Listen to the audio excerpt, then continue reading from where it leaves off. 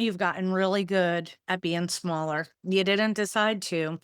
You just noticed one day that you check his mood or her mood before you check your own, that you've stopped finishing your sentences because the other person might not like what comes out of your mouth next. And somewhere along the way, your world got smaller and the other person's got to stay exactly the same size. Nothing for them has really actually changed.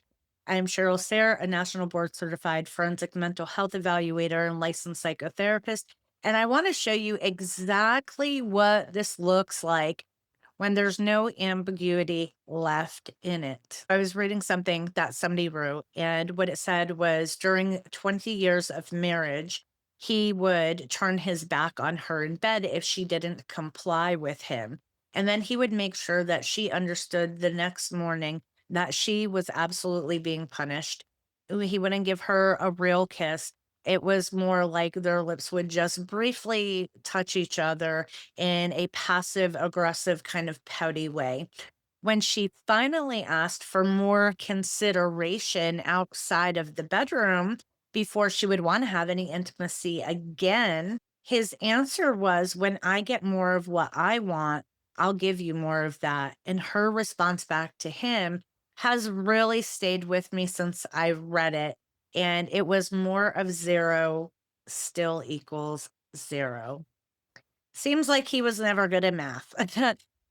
She understood the equation perfectly. He needed her to keep believing that she didn't. That coercive control with no gray area left in it, withholding affection as punishment, tracking compliance like a ledger, and reframing her request for basic consideration as her failing to hold up her end of the bargain that she really never even agreed to begin with. Then the isolation. Then there's also isolation from friends and family framed as, "I just don't like the way they treat you." Monitoring your phone, your car, the bank account, framed as, "I just care where you are." And financial control framed as, you're just really not good with money and I'm better with money, or I make more money. So it only makes sense that I'm the one who's in control of the money. There's threats to leave, to hurt themselves, to take the kids, framed as that's just like a natural consequence of you doing something wrong. None of it needs to leave a bruise. And I'm so tired of the comments saying that it does. It does not need to leave a bruise, period.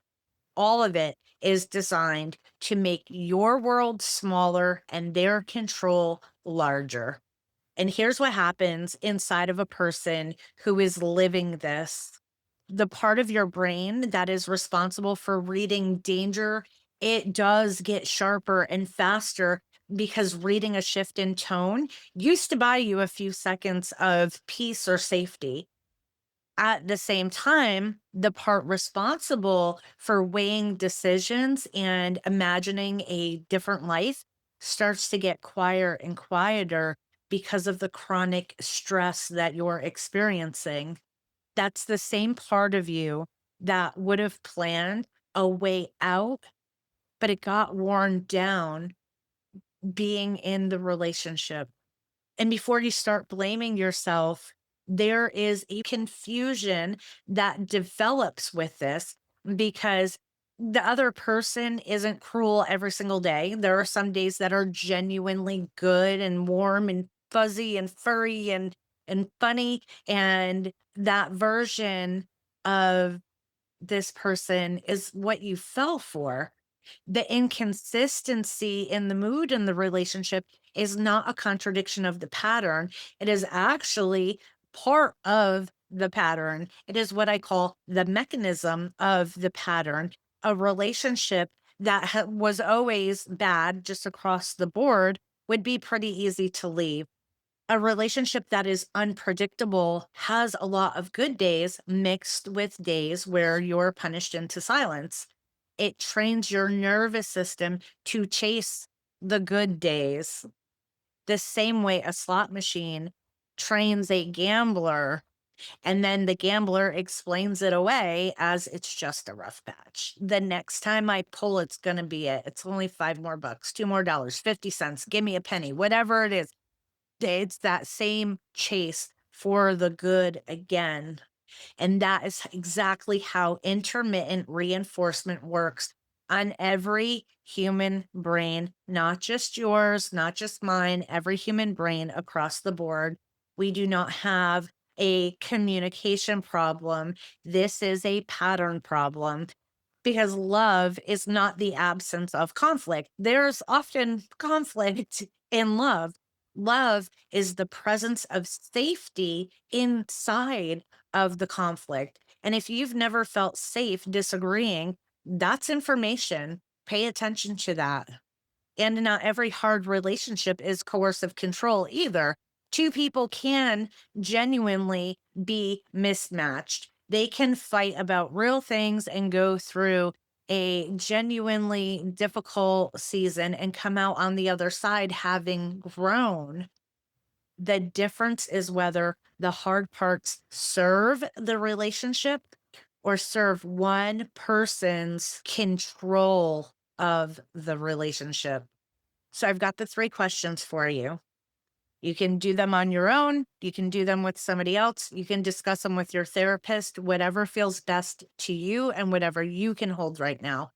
So, question one: is there a specific behavior of yours that gets rewarded with warmth and withheld the moment that you don't comply?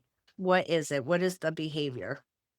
Question number two: when was the last time you disagreed with him or her and felt completely safe doing it? Not eventually fine, safe in the moment that it happened. If you can even remember one, what does it tell you? Question three: if a friend described your relationship to exactly the way you just heard it described here, what would you tell him or her to do? If this described as something that you have lived, please share it with somebody else. If you know somebody who's going through this and they can't quite see it yet because the lens is so a little foggy, share it with them. Don't forget to like, subscribe, leave a comment. So, next up is when the weapon is your own children and how this pattern moves through custody and co parenting. Thanks so much for watching. I appreciate you being here. I'll see you next time.